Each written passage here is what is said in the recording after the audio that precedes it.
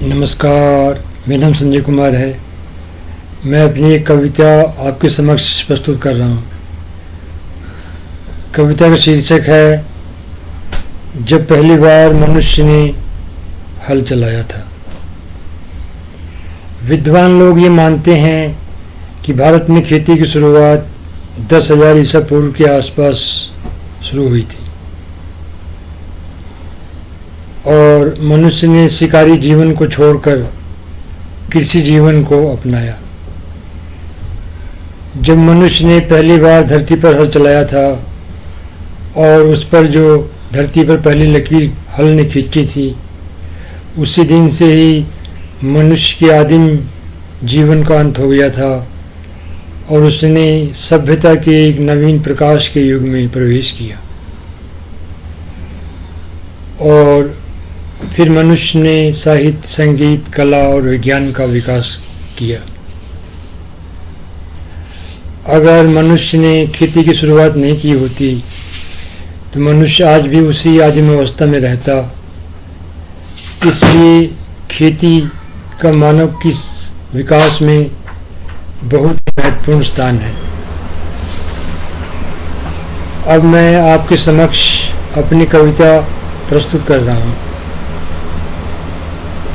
इस कविता का शीर्षक है जब पहली बार मनुष्य ने हल चलाया था।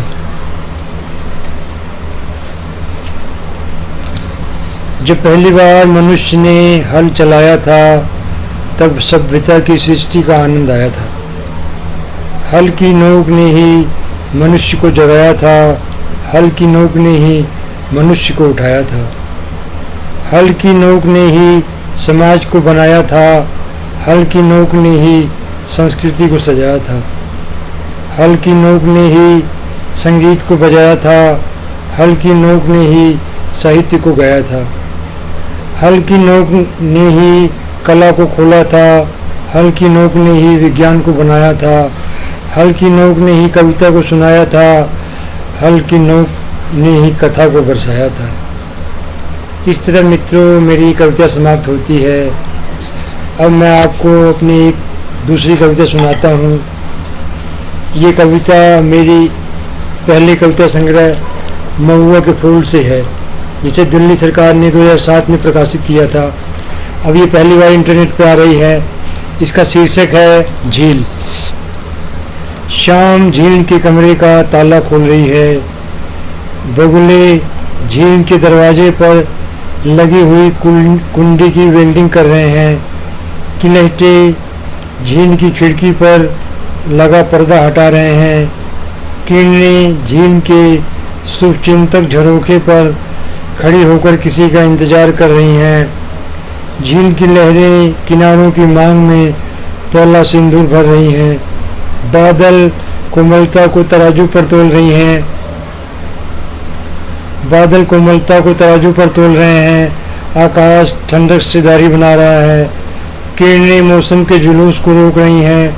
रोशनी फूलों की साइकिल को स्टैंड पर खड़ा कर रही है। धूप दृश्य के आंगन की साइकिल के टायर को दबा दबा कर उसकी हवा को चेक कर रही है। कबूतर अपनी साइकिल में तेल डाल रहे हैं। ड्रैगन मक्खी गति की चलती हुई साइकिल से उतर रही है। घास रेखाओं का चश्मा अपनी आंखों पर लगा रही है।